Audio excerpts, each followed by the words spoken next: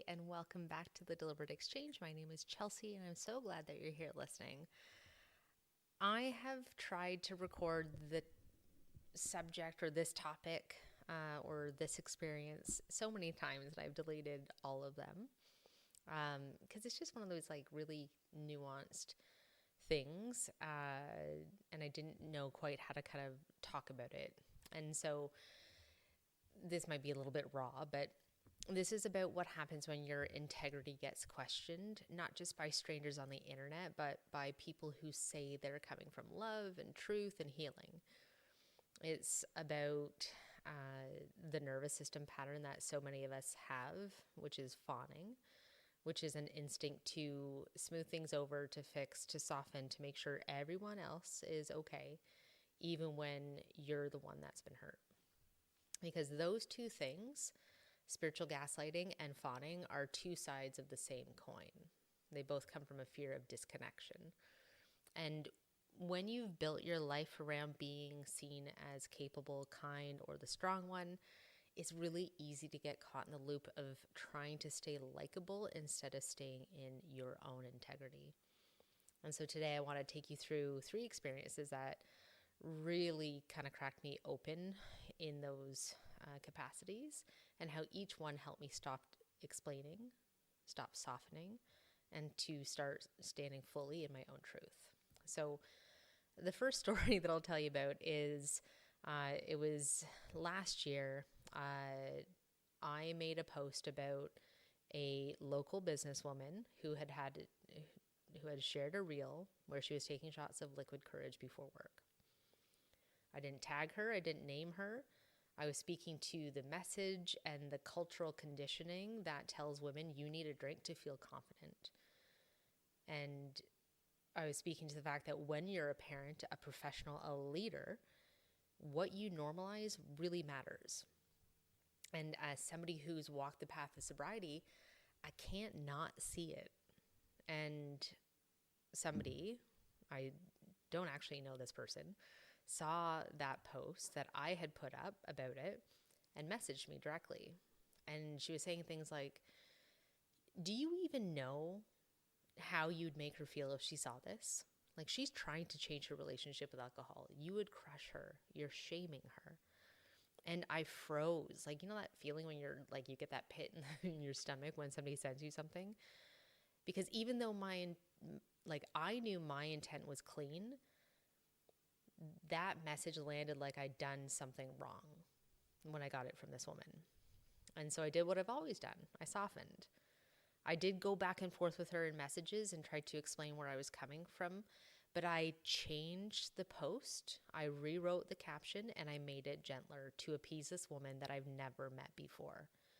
I told myself I was being kind, that I was doing the right thing, because of course I don't want to shame anybody. If you know me, you know that that is not what I'm about. But what was really happening there is I was fawning.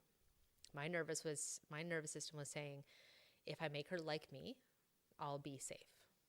Even when being liked meant betraying myself. It wasn't about integrity. It was about approval from somebody I'd never met. And that realization was really powerful, but it also stung. Because I could see and feel how familiar it was, that old pattern of needing to prove that I'm the good one. Please don't mistake me for a bad guy. Then there was another experience that I had. This was earlier this year, and I received a very long emotional email from somebody in my sober community, somebody that I had at the time respected, and it was filled with all this spiritual language, like compassion, truth, reflection, growth. On the surface, it sounded heartfelt, but underneath it was something else entirely. There was questioning of my integrity, of how I had handled a private client, of which she was not it. Like, she was not the private client. How I had hurt somebody by having boundaries, and indicated to me that I should have been more flexible and more available. I was stunned because this person wasn't part of that coaching dynamic. She didn't have the context, and yet she felt entitled to insert herself under the guise of care. And when I read it, again, my stomach dropped. It's that moment where your brain goes like, wait, what? Like, what did I do? What have I done? It was shocking, not just because of what she said, but of course, who it came from. And again, that familiar urge came up to explain myself, to make it right, to prove my goodness. But this time I didn't, because I could see it very, very clearly that this was not about me. This was her projecting her unhealed trauma into my space, my business, and calling it reflection. It was complete and utter bullshit. She was outsourcing her pain, making her trauma my problem. That isn't healing, that is deflection. And when you hand someone else your unprocessed pain and call it truth, you are not integrating it, you are dumping. And the sad part, she doesn't see it that way and didn't. She thought she was still being really honest and really loving. But authenticity without self-awareness is still harm. And then there's the third story or experience that I've had. It's that whole, like, my partner and I, we have a saying, like, you get one bad YouTube comment and it ruins your day. You can have 100 people tell you that you are incredible, that your work changed their lives, and then one person comes in and says something cruel and your brain locks onto it. And I've had 3 significant moments of that in my life.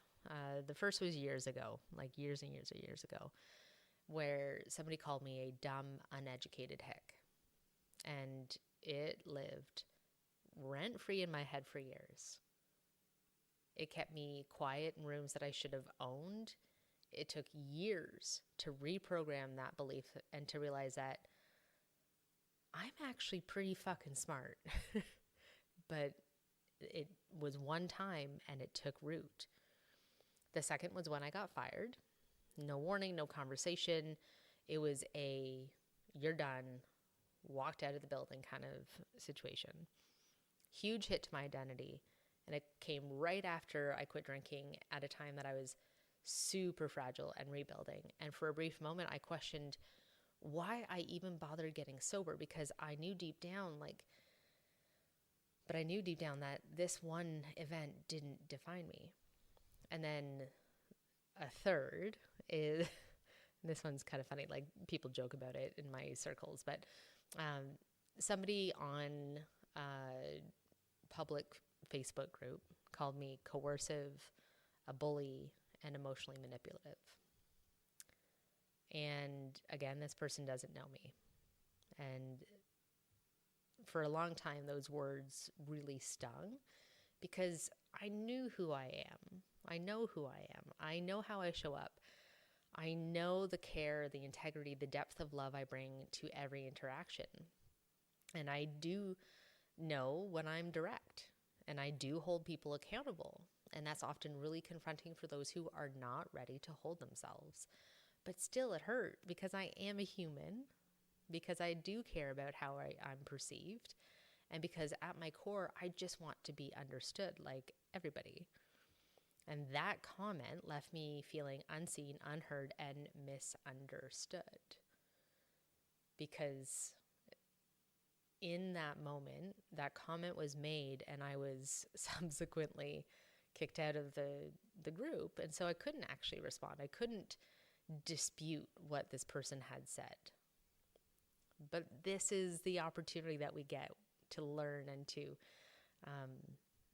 put our lessons and our knowledge to use. And this is truly where all the work I teach kind of came alive for me. I spiraled for a little bit when I read that comment, and then feeling like totally helpless that I couldn't do anything about it. But I felt really grounded too. I reread testimonials from clients who had trusted me with their hearts and their healing.